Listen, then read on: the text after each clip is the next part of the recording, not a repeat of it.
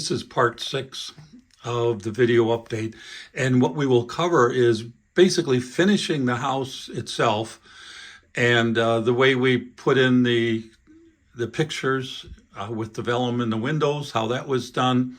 And we will also cover how we ran the lighting in the back and made the back accessible so that you could change things in the future. Now, if all you're doing is the house, then you're pretty much done right now.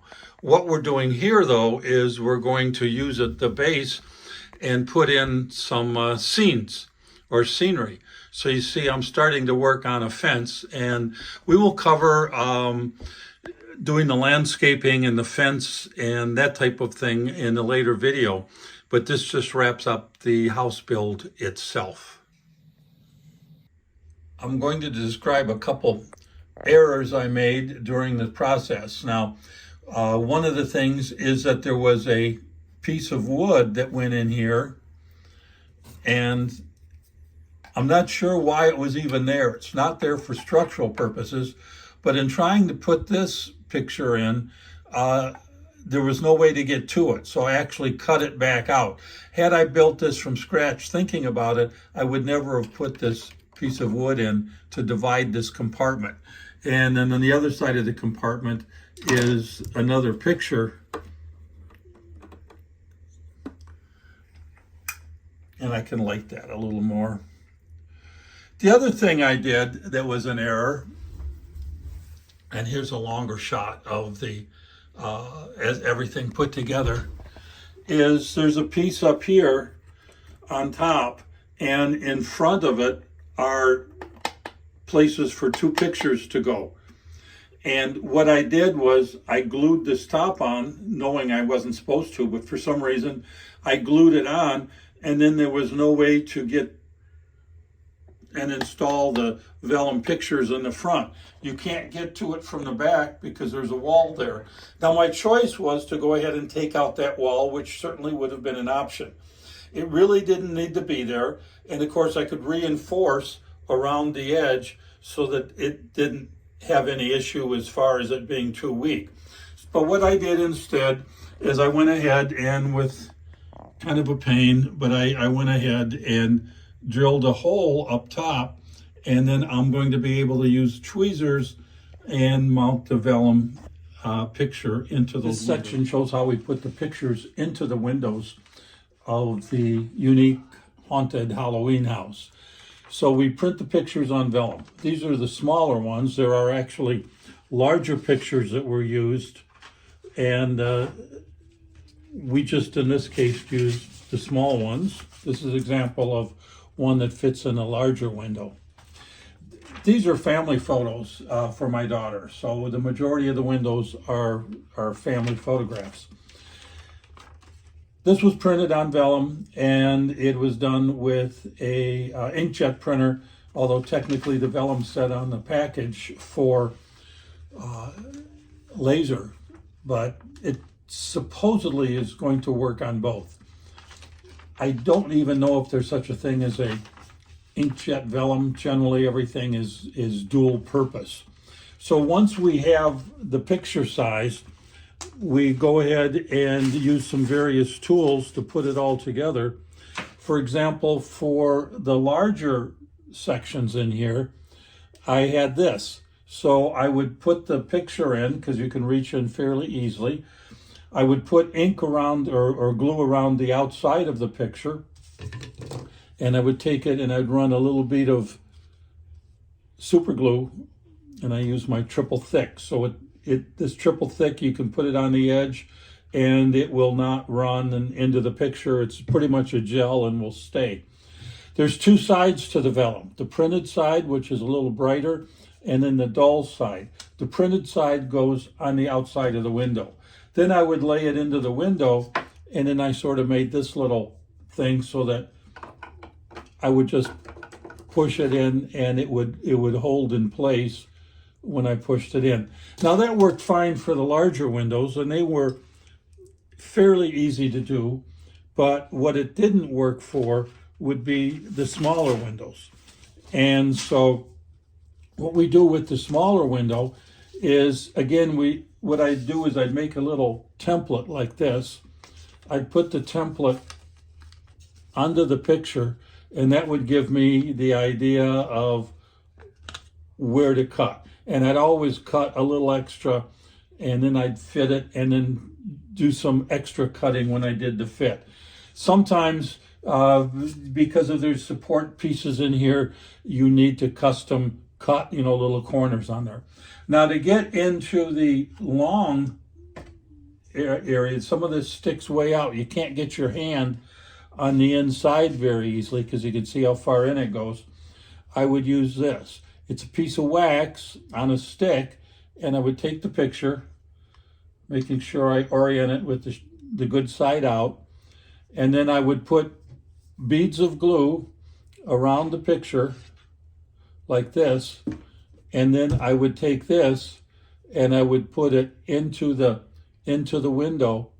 And once it was on the window, then I would use another stick like this, because once it was on the window, then I would use another stick to kind of tap it around and hold it in.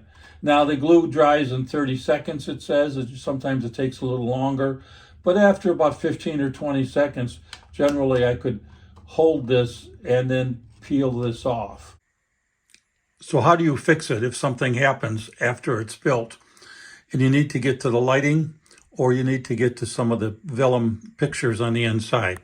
So what we did here is we set it up so that the back end can be removed. So rather than being glued on, this just will sit in place. And what you will see is that we put double pieces of wood like stringers here, and I'm going to take small brass screws and screw the back in. We'll screw it in here, in the center, and on the ends. For this piece up here, same way. That's going to come right off, and you've got some silver on the back side for reflective characteristics. And I've got a doubler up here, and I've got a doubler right here. So I can hook it in there and there. If I need to, I can run another piece here. Now, the top is a little more problematic.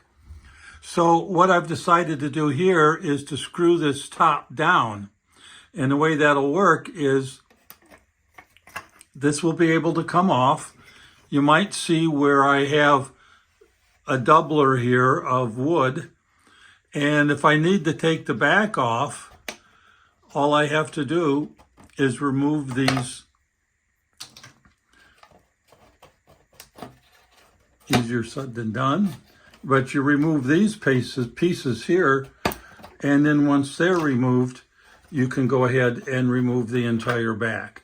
Now the back itself is just sitting there, so that can also be lifted out and then removed.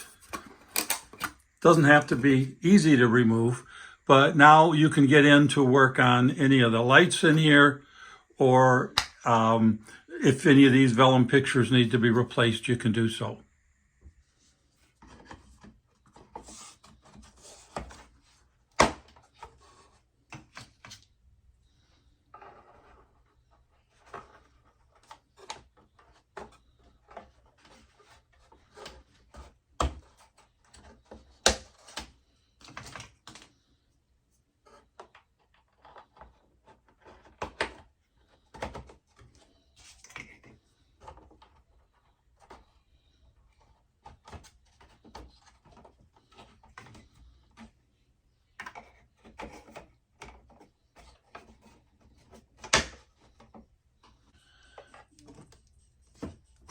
Now this gives you an example of what it looks like on the inside, and you can see areas where I doubled up the wood to make it thicker.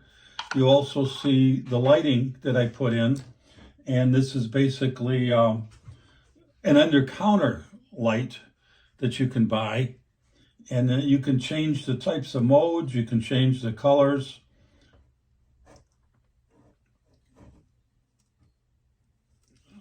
Red, green, and it goes on to white. You can change the intensity, and then it has modes where it'll go from red to green to white, and flashing and so on. So you can change it to do about anything you want. It's very versatile, and I like using that a lot. And I got it on Amazon. It's there's a lot of these kits out there. This is the one I bought. It's a RGB under cabinet lighting kit. Probably a no-name, but it works well. It comes with a remote control that allows you to do dozens of things with it, more than you'll probably ever need. The back comes off fairly easily. This piece comes off pretty easily. And as I showed you, or I will show you in the little clips of this video, for the top, I did figure a way to go ahead and take it off so that it could be accessed. And I put in one of these little wood screws. I bought some small screws and I painted the top black.